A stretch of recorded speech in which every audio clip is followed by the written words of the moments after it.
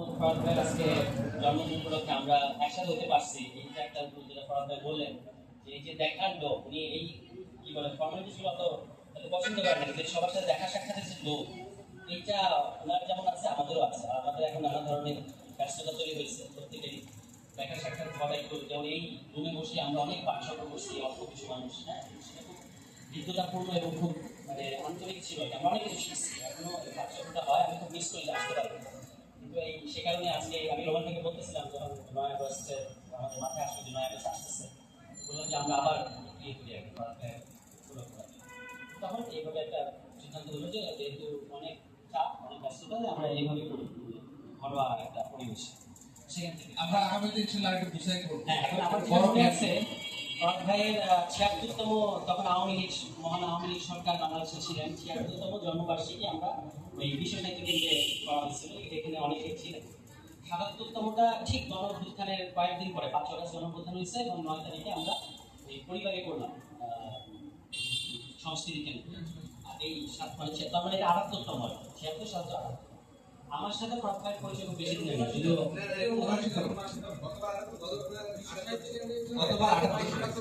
ওকে ওকে ঠিক আছে।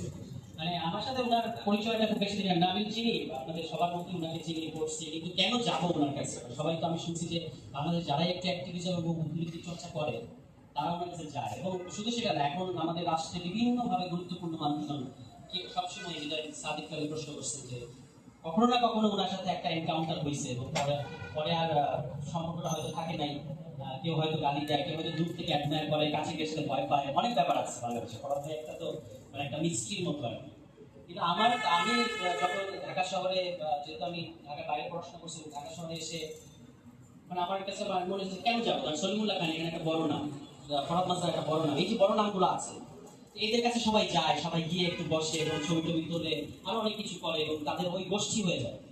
আমার কাছে মনে হচ্ছে যে আমি ওনার কাছে যাওয়ার তো একটা কজ লাগে, আমি কজ পাচ্ছিলাম না, তবে আমি ওনাকে করছিলাম নিজের মতো করে, কিন্তু আমি ওনার কাছে যাইনি। কিন্তু আপনারা জানেন যে ফরাদ মাজারের কাছে অনেকে বলছেন যে he is open to all, প্রত্যেকের সাথে কথা বলেন, যে খুব আন্তরিকতার সাথে কথা বলেন, কিন্তু ওই মানে এক্সেস ছিল না, ব্যাপারটা এরকম না, চাইলেই যাওয়া যেত। যেহেতু আমি নানা ধরনের সামাজিক কর্মকাণ্ডের সাথে ছিলাম, উদ্যোগী কর্মকাণ্ডের সাথে ছিলাম, উনি মানে ক্লোজ রেঞ্জের মধ্যে ছিলেন, কিন্তু আমার মানে সেটা বাইরে আগ্রহ হয়নি, আর মানে একটা দূরে থাকার একটা ইয়ে আছে। পরবর্তীতে ২০২২ সালে রাষ্ট্রচিন্তা যখন ছিল, রাষ্ট্রচিন্তা থেকে আমরা কয়েকটা বিষয় নিয়ে একটা সেমিনার করতেছিলাম আর কি। তো ওনাকে তখন আমার মনে হলো যে আমি আমাদের শ্রদ্ধেয় মানে আমাদের যে নাই হাবিব ভাই, রাষ্ট্রচিন্তা সম্পাদক ছিলেন, তাকে আমি বললাম যে ওনাকে বলেন যে একটা সেশনের নাম ছিল সংবিধান, গণতন্ত্র, আইন, এই বিষয়ে। আমি বললাম যে ফরাদ মাজারকে বলেন যে এই বিষয়ে উনি যেন একটা কি বলবো, ওই সেশনটা উনি লিড করেন। তারপর আবিদ ভাইয়া তো পুরোনো, ওনার পুরোনো পরিচিত, পুরোনো পরিচয়ের যেটা একটা ইয়ে থাকে, রেশ থাকে, কনফিউশন আছে, এবং যাবো কি না, আবার ফরাদ মাজার সম্পর্কে যে সমস্ত প্রচারণা আছে বা ছিল তখন, একটু মনোবাদী টাইপের লোক, এইসব তো আবিদ ভাইয়ের মধ্যে একটা অস্বস্তি রাখছে। তবু শেষ পর্যন্ত উনি গেছেন, আমি আর আবিদ ভাই গিয়েছিলাম ওনার কাছে, ফরাদ ভাইয়ের কাছে, এবং 7টা সেশনের একটা সেশন ফরাদ ভাই সংবিধান, আইন, সংবিধান ও গণতন্ত্র, এই সেশনে উনি একটা কিনোট দিলেন। তো আমাদের অন্যান্য সেশনে যারা কিনোট আমরা যাদেরকে দিতে বলছি, তারা আসলে তার সাথে 3-4 পাতার, 5-6 পাতার একটা ছিলেন, 2 দিন ব্যাপী সেমিনারটা হয়। ফরাদ মাজারকে আমি তো উনি অনেক ব্যস্ত, এবং আমি ওনার পিছনে ওনাকে টেস্ট করতেছিলাম একরকম, যে এটা আপনি দেখেন, কালকে আমাদের দেন, ঠিক আছে। তো আমার ধারণা ছিল একটা 7-8-10-15 পাতার একটা কিছু আসবে, ঠিক আছে, এটা আমাকে আসলে ওখানে যারা অডিয়েন্স আছে তাদের হাতে থেকে কিছু দিতে হবে আমার। তো পরবর্তীতে ফরাদ ভাই A4 সাইজের 44 পাতার একটা গণতন্ত্র, একটি জীর্ণ বর্ণ, এটা দিয়ে দিলেন নাকি 44 পাতা, এবং এটা প্রিন্ট করতে আমাদের অনেক খরচ হয়েছে। আমাদের একটা খুব লো বাজেট ছিল, তার মধ্যে থেকে আমরা, আর বাকিরা সবাই যেটা আমি বললাম 3-4 পাতা দিছে। গণতন্ত্র একটু জীর্ণ বর্ণ, একটু ভেবে দেখেন, রাষ্ট্রচিন্তা একটা স্টেটিস্ট প্যারাডাইমের মধ্যে, রাষ্ট্র করতে হবে, রাষ্ট্র সংস্কার করতে হবে, এই প্যারাডাইমের মধ্যে চিন্তা করতে অভ্যস্ত একটা সংগঠন, এবং ওনারা চাচ্ছেন যে ওনাদের যে পজিশন, যে ভারতের সংবিধানটা খারাপ, এটা কথাটা ফরাদ ভাই বলবেন, এবং বলবেন যে রাষ্ট্র সংস্কার করতে হবে। কিন্তু ফরাদ ভাইকে ওনাদের যে প্যারাডাইম, ওইটারই একেবারে মানে, যেমন আমার জন্য এটা খুব অবাক ছিল যে ঠিক আছে গণতন্ত্রের অনেক সমালোচনা খারাপ পৃথিবীতে হয়, কিন্তু গণতন্ত্রকে জীর্ণ বর্ণ এইভাবে ডাইরেক্ট একটা স্টেটমেন্ট, এটা মানে ইজন্ট ইট টু মাচ, এরকম মনে হলো আর কি। তো তবু ঠিক আছে, এখন ফরাদ মাজারকে তো ওখানে অনেক পলিটিশিয়ান ছিলেন, অনেকে ছিলেন, সবারই প্রবলেম থেকে অস্বস্তি আছে, কিন্তু আবার ইগনোর তো করা যায় না। এরকম একটা পরিস্থিতি। তো আচ্ছা শুভেচ্ছা জানাতেন, শুভেচ্ছা জানান, রিপোর্টটা দিয়ে দেন, কারণ আপনার দ্বারা থাকার কারণে ওর আলোচনার বিষয়টা করছে।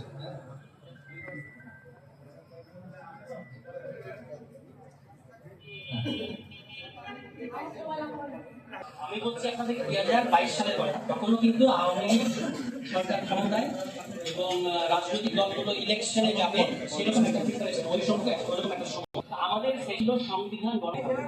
ফরহাদ হাসান শুরুই করেছেন এই শিরোনামকে মানে অনুমানগুলোকে, আমাদের পেছনে একটা অনুমান কাজ করতেছে, সংবিধান, গণতন্ত্র, আইন, এই যে ক্রনোলজি, এটার পেছনে একটা অনুমান আছে। এই অনুমানকে প্রশ্ন করে উনি ওনার পেপারটা শুরু করছেন আর কি। ওখানে একটা দীর্ঘ বক্তৃতা দিয়েছেন এর মধ্যে। এবং আমি আজকে ওখানে যারা প্যানেলিস্ট ছিলেন, রেজওয়ানা আপা ছিলেন, আসিফ নজরুল ছিলেন, আরো দু একজন ওনার ওই সেশনে প্যানেলিস্ট ছিলেন, উপদেষ্টা। এর মধ্যে দুই একজন আমাকে চেক করতেছেন যে ফরহাদ ভাইয়ের কথা আমরা 40 বছর ধরে শুনতেছি, বেশি কথা বলতে দিও না, তো শেষ করে আর কি। ফরহাদ ভাই অনেক দিন ধরে কথা বলতেছে, আমরা জানি, ঠিক আছে, কি বলবো এরকম আর কি। তো আমি ইন্টারাপ্ট করি, আমি ভাবছি যে ফরহাদ ভাই বলুন, তবু 45 মিনিট 25 মিনিট ধরে বলছেন। এবং আমার ধারণা বেশিরভাগ মানুষই কনভিন্স ছিলেন না এটা বলছেন। এটা কি মানে ওনার এটা ছিল যে গণতন্ত্রের একটা জীর্ণ বর্গ, মনে হবে যে উনি বলতেছেন যে ডেমোক্রেসি লাগবে না, এবং ওনার ব্যাপারে এই ধরনের প্রচারণা আছে যে উনি কাজে বাংলাদেশে এনে ইত্যাদি করতে চান, উনি গণতন্ত্র জিনিসটাকে একদম নেগেট করতে চান। আসলে ব্যাপারটা এরকম ছিল, গণতন্ত্র বলতে যে ইলেকশন বোঝে আমাদের সমাজের মধ্যে পলিটিক্যাল ক্লাস এবং সিভিল সোসাইটি, উনি এই ধরনের প্রশ্ন করছেন। উনি ডেমোক্রেসির আরেকটা ধারণা ওখানে হাজির করছেন। তো আমার ওই 44 পাতা A4 সাইজের আমার কাছে মনে হচ্ছে, তখন আমি ওনার সাথে আলাপ করলাম যে এটা একটা বইয়ের মধ্যে আসা হচ্ছে। তারপর আমি ফরহাদকে বললাম যে আপনি একটা বই করেন। ফরহাদ ভাইয়ের প্রস্তাবটা গ্রহণ করছেন। এবং পরে আমি আর 2022 সালের জুলাই মাস, 2023 সালের অগাস্টের 5 তারিখ উনি এই বইয়ের অগাস্টের 5 তারিখ 2023 সালের অগাস্টের 5 তারিখ উনি ওই ভূমিকাটা লিখে দিয়েছেন আর কি। মানে এর মধ্যে বই মানে আমার একটা ওনাকে প্রচুর প্রেশারাইজ করছিলাম, যেখানে আপনারা দেখবেন প্রথম মুদ্রণের মধ্যে অসংখ্য ভুল আছে, কারণ আমরা সেভাবে কাউকে দেখাই না, আমরা এটা নিয়ে কাজ করছি। আমার একটা ইয়ে ছিল 2024 সালে 7 জানুয়ারি ইলেকশন আসছে বাংলাদেশে, রাজনৈতিক দলগুলো ইলেকশন মুখী। তো ফরহাদ হাসানের এই গণঅভ্যুত্থান বইটা আনতে হবে এবং এনে এটা নিয়ে আমরা স্কুলিং করাবো, রাজনৈতিক দলগুলোর কাছে দিব, ওনারা এটা পড়বেন, বুঝবেন এবং আর নির্বাচন লাইনে হাঁটবেন না। আমার এরকম একটা বিশুদ্ধ থিঙ্কিং ছিল আর কি, যে এই বইটা পড়ে ওনারা শুনতে যাবে। যাই হোক, বইটা যখন প্রকাশিত হয়েছে 2023 সেপ্টেম্বরের মধ্যে, এবং আমরা সমস্ত রাজনৈতিক দলের কাছে দিচ্ছি, আমরা এটা নিয়ে ঢাকা শহরে ওই যে গণতান্ত্রিক রাজনৈতিক বর্গ বই হতে হতে এটার নাম বদলে গেল, হলো হচ্ছে গণঅভ্যুত্থান গঠন, এইভাবে আসলো আর কি। শেষ পর্যন্ত লিখতে লিখতে ফরহাদ হাসানও এটা মানে আগের জায়গায় থেকে অনেকটুকু শিফট করছে, গণঅভ্যুত্থান গঠন। তো এরপর আমরা ঢাকা শহরে অনেকগুলো, আমি সব আরো অনেকে ছিলেন, আমরা এই পরিবারকে টাঙ্গাইলে অনেকগুলো রাজনৈতিক দলের শীর্ষ নেতৃবৃন্দের কাছে বই পৌঁছানো হয়েছে, অনেক কিছু করা হয়েছে। সবাইকে আসতে বলা হয়েছে যে আপনারা আসেন, এই বই নিয়ে কথা বলেন। কেউ আসেন, মানে কেউ তখন এবং তখন আবার প্যালেস্টাইন ওই 7 অক্টোবরের ইয়েগুলো ঘটতেছে, ঘটনাগুলো ঘটতেছে। তখন ঢাকায় একটা সেমিনারে রাজনীতিবিদরা যেহেতু আসেন, বুদ্ধিজীবী যারা আছে কথা বলবে, ওদেরকে কিন্তু আমরা অনুরোধ করছি, ওরাও ভয় ওদেরকে গণঅভ্যুত্থান নিয়ে কথা বলা যাবে না, নির্বাচনের পক্ষে থাকতে হবে। তখন আমরা ছিল একটা প্যালেস্টাইনের এখানে এখানে এখানে বসে পড়তেছি, এবং আমাদের উদ্দেশ্য ছিল যে প্যালেস্টাইনের মধ্যে দিয়ে, যেটা আমাদের বারবার বলে যে জিও পলিটিক্স ছাড়া আপনি আজকে পলিটিক্স বুঝতে পারবেন, এইটার মধ্যে এই ঘটনাটা কি তাৎপর্য, বাংলাদেশের কি অধিকার করবে, দেখেন অধিকার করছে আসলে। কারণ আমাদের রাজনৈতিক দলগুলো র্যাবকে যখন স্যাংশন দিল আমেরিকা, র্যাবের তখন আমরা কিন্তু স্যাংশনের মধ্যে ঢুকে গেছি। সিভিল সোসাইটি বিরোধ ব্যক্তিক্রম বাদ সবাই বললো যে ওই স্যাংশনের মধ্যে দিয়ে ঘটনাটা ঘটছে, বিএনপিকে যেটা করতে হবে তো ডেমনস্ট্রেশন দেখাতে যে আমাদের পক্ষে লোক আছে, কিন্তু আসলে গণঅভ্যুত্থান লাইনে যাওয়া যাবে না, স্যাংশনের মধ্যে দিয়ে ঘটনা ঘটবে, ঠিক আছে। কিন্তু 7 অক্টোবর যখন হামাসের ঘটনাটা ঘটছে, তখন কিন্তু আমেরিকার মানে মনোযোগ শিফট হয়ে গেছে। প্লাস নভেম্বরে 2023 নভেম্বরে এখানে দিল্লি এবং ওয়াশিংটনে, এই দিল্লিতে একটা পররাষ্ট্র মন্ত্রণালয় পর্যায়ে একটা সামিট হয়েছে, 2+2 সামিট, 2+2 সামিট। হ্যাঁ, ওইটার মধ্যে দিয়ে এই যে আমেরিকা একটু স্যাংশন ধীরে ধীরে মনে হচ্ছিল, ওইখানে দিল্লি কিন্তু কন্টেইন করছে আমেরিকা, যে মানে বাংলাদেশ প্রশ্নে আমাদের কনসার্নটাই হতো, মানে আমাদের মধ্যে দিয়ে তোমরা বাংলাদেশকে বুঝতে হবে, বাংলাদেশ আমাদের সিকিউরিটি কনসার্ন। সুতরাং এবং ওইখানে ইন্ডিয়ার তখন পত্রিকা বলে দিতেছে যে ইলেকশন টাগো for Islamic fundamentalism versus democracy. এটা হলো শিরোনাম, মানে বলতেছে যে যদি আপনি ইলেকশন আয়োজন করেন তাহলে ইসলামিক মৌলবাদীরা ক্ষমতায় আসবে, আর আওয়ামী লীগকে ক্ষমতা রাখাটাই হলো এখন গণতন্ত্রের সাথে জরুরি। এটা ছিল ফ্রেম, ঠিক আছে। এবং এটা কেন, এটা আমেরিকার পক্ষে প্রতিবাদ করে, কারণ আমাদের জন্য যে দুর্ভাগ্যজনক 7 অক্টোবরের এই ঘটনা, যেমন আপনারা অনেকে জন মিয়ার সম্মান দিয়েছেন, উনি একজন জিও স্ট্র্যাটেজিস্ট এবং খুব বিখ্যাত লোক, আমেরিকা কোথায় কোথায় বিপদে পড়ছে এটা হুইসেল ব্লোয়িং করাই হলো ওনার কাজ। উনি আমেরিকার এস্টাবলিশমেন্টের সমালোচনা করেন, কিন্তু উনি কিন্তু প্রচন্ড রকমের আমেরিকা পন্থী একজন লোক, মানে আমেরিকাকে স্বার্থটা দেখাই হচ্ছে ওনার কাজ, যে আমেরিকার সরকারি পদক্ষেপটা ভুল হচ্ছে ইত্যাদি। এখন 7 অক্টোবর আর এই নভেম্বরে যে জিও পলিটিক্সটা চেঞ্জ হয়ে গেছে, এবং আমাদের এখানে ইলেকশন আসতেছে জানুয়ারি মাসে, অর্থাৎ আপনার কাছে 2 মাস সময় আছে। এই রাজনৈতিক দলগুলো সহ এখানে বাংলাদেশে কাউকে পাওয়া যায় না যারা এটা বলতে যে আমেরিকা কিন্তু আর স্যাংশন দেবে না, আপনারা আপনাদের কৌশল বসায় আর ওই স্যাংশন তাদের রাজনীতিতে যায় না, ঠিক আছে। তো আমরা যখন এই কথাগুলো বলছি, মানে বেসিক্যালি ফরওয়ার্ডে বলছি এবং আমরা এটাতে অ্যাগ্রি করছি, তখন কিন্তু আমাদের বিরুদ্ধে এই প্রচারণা চলছে একেবারে, এটা মোটামুটি কিছু না, বিএনপির শীর্ষ পর্যায়ে, মানে বিএনপির ভারপ্রাপ্ত চেয়ারম্যানের খুব ঘনিষ্ঠ লোকজন ফেসবুকে আমাদের বিরুদ্ধে লিখছে যে এরা এখন এই প্যালেস্টাইন নিয়ে চর্চা করে এই গণঅভ্যুত্থানের কথা বলে মূলত যেটা করতেছে হচ্ছে আওয়ামী লীগকে ক্ষমতায় রাখার কায়দা করতেছে, বেসিক্যালি আওয়ামী লীগের কথা, এই কথা আওয়ামী লীগ বলছে। হ্যাঁ, আপনি আওয়ামী লীগের কথা, আপনি কেন প্যালেস্টাইন নিয়ে এখন বাংলাদেশে চর্চা করছেন? আমেরিকা তো রাগ করবে, কারণ আমরা তো শহীদ মিনারেও একটা জমায়েত করছি, আমরা শুধু এখানে পাঁচশো করছি সেটা, আমরা শহীদ মিনারেও জমায়েত করছি ইত্যাদি করার কারণে এদের কথা হচ্ছে যে আপনি এটা একটা নুইসেন্স, প্যালেস্টাইনের ঘটনা আপনি বাংলাদেশে কেন আনছেন? আমেরিকা রাগ করবে, আমেরিকা স্যাংশন দিবে।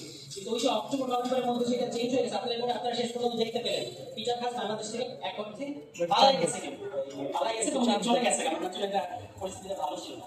এখন এই জানুয়ারির আগে আমরা কাঙালি মিলন আমাদের অনেক পরিচিত চিনতেন, আমাদের সমাজে এখন অনেক ক্ষমতাশীল গুরুত্বপূর্ণ জায়গায় আছে, তাদেরকে দেখে আমরা বুঝেছি যে এই কর্তব্য সিম্পল গণঅভ্যুত্থান করতে হবে, মানে ফ্যাসিস্ট আওয়ামী লীগকে আপনি নির্বাচনের দাবি জানায় পাবেন, এই সব বলতো না এটা কল্পনা ইত্যাদি যেগুলো বলে আর কি, এটাকে কেউ আমলই নেয়। এখন জানুয়ারির ঘটনাটা আমাদের সঙ্গে সঙ্গে ঘটে গেল, এবং জানুয়ারির পরে এই যখন জুলাই আসতেছে তখন এই ছাত্র নেতৃত্ব, আজকে আমরা তো অনেক সমালোচনা করছি তাদেরকে, যেটা ফরওয়ার্ডে যেগুলো বলছেন এগুলোর সঙ্গে আমি একমত যে তাদের সমালোচনা থাকতে পারে, কিন্তু তাদের যে ভিলিফিকেশনের একটা প্রসেস আছে, আমরা এটার অংশ হচ্ছে কি এটা আমাদেরকে ভাবতে হবে। কারণ হচ্ছে মানে তাদের আমি যেটুকু বুঝি, একটা হলো তাদের অপ্রস্তুতি তো ছিলই অবশ্যই, এই যে পার্লামেন্টে বলেন যে কেন সংবিধানের ভিতরে ঢুকাই, এই কেন সংবিধানের ভিতরে ঢুকলো এটা দ্বারা আপনি শুধু তাদেরকে দিতে পারেন, কারণ পুরো স্টেটটা এখানে এই বলশেভিক মার্কা কোনো বিপ্লব হয়নি, মানে একটা কোনো শক্তি এসে ক্ষমতা দখল করে ফেলছে বা বিপ্লব করছে, এখানে সেটা ঘটে না। এখানে বিভিন্ন শক্তি এই সরকারের মধ্যেও আমরা তো এই সরকারকে একটা স্ট্র্যাটেজিক সমর্থন দিচ্ছি, হয়তো আর কতটুকু দেওয়ার আমি জানি না, কিন্তু এই সরকারের ভিতরে অনেকগুলো ফোর্স যারা আসলে চাইছে যে সরকারকে এভাবে চলবে, এই পুরোটাতেই ছাত্রদের নিয়ন্ত্রণ ছিল না, এখনো না, ঠিক আছে। তারা একটা, আমি বলবো যে একটা প্রকৃতি ভাবটা আছে সরকারের মধ্যে, এর বেশি গুরুত্ব তাদেরকে এখানে এই মুহূর্তে তাদেরকে প্রত্যাশা করে রাখা হয়েছে, ঠিক আছে। এখন যখনই যে কোনো একটা খুব মজার ফর্মেশন দাঁড়াইছে, যেহেতু আমি নিজে একটা রাজনৈতিক দলের সাথে যুক্ত হয়েছি, এই সরকারের যাবতীয় ব্যর্থতা, এই সময়ের যাবতীয় যত মব হচ্ছে, আপনার কি বলে আপনার মাঝারে ভাঙচুর যাই হচ্ছে, এই সব দায় হলো এই দল, যে দলের কারণ আপনারা বলে এসেছে। কিন্তু এই সরকারের যদি কোনো সাফল্য থাকে সেটার সঙ্গে তখন কিন্তু আপনারা বলেন না এটা এই পরিস্থিতির সঙ্গে আপনারা বলছেন না, কিন্তু মানে ধরেন এই যে অনেকগুলো রিজার্ভ এখনো বাংলাদেশের মনে সবচেয়ে বেশি, ইকোনমিক জায়গা থেকে আমরা কিছু ভালো জায়গায় আসছি, এটাকে অদ্ভুত ফাউন্ডেশন দিচ্ছে। এবং বিএনপির আপনারা সবাই জানেন যে এক্সট্রিমলি ইনফ্লুয়েন্স এই সরকারের দিকে, এবং বিএনপি সবচেয়ে মজার রাজনীতি করতেছে কিভাবে, কারণ হচ্ছে বিএনপি ক্ষমতা এখনো আসে নাই অফিসিয়ালি, কিন্তু বিএনপি আলটিমেটলি এনজয়স দি রিয়েল পাওয়ার।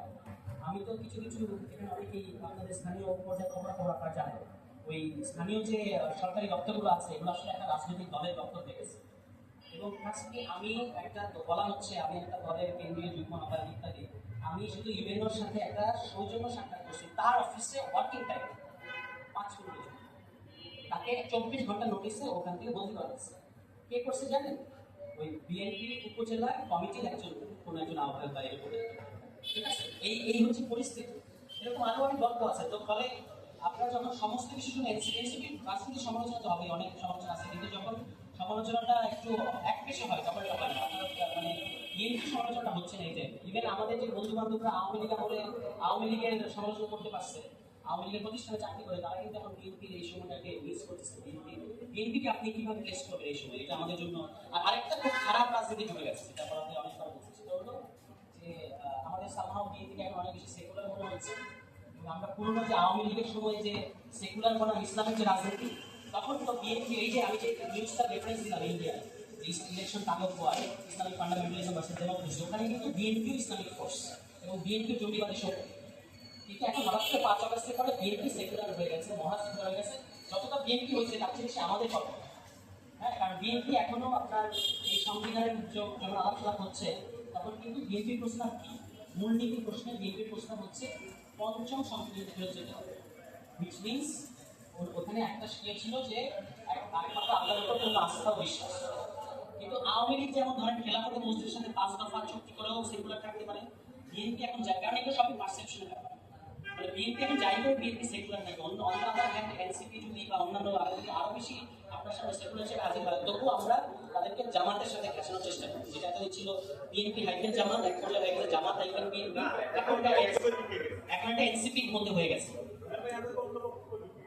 না বলছি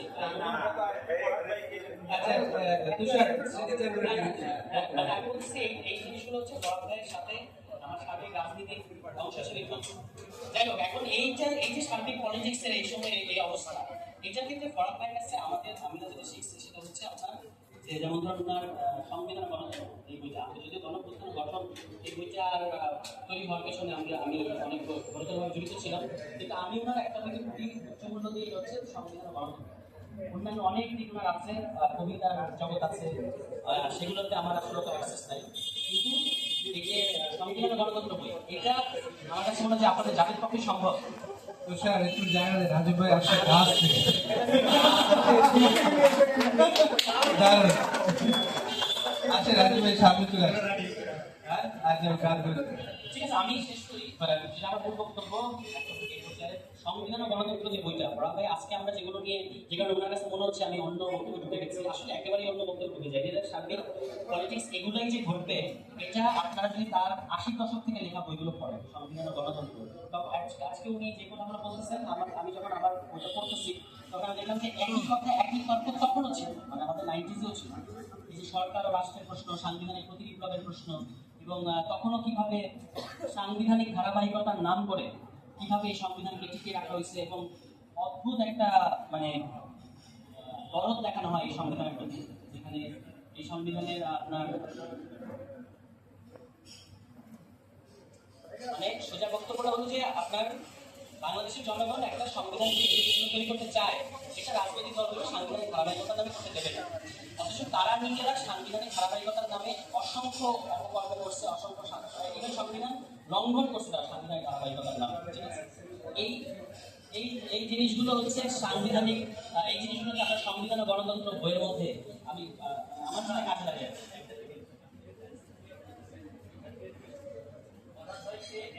কিভাবে দেখেন অন্য আর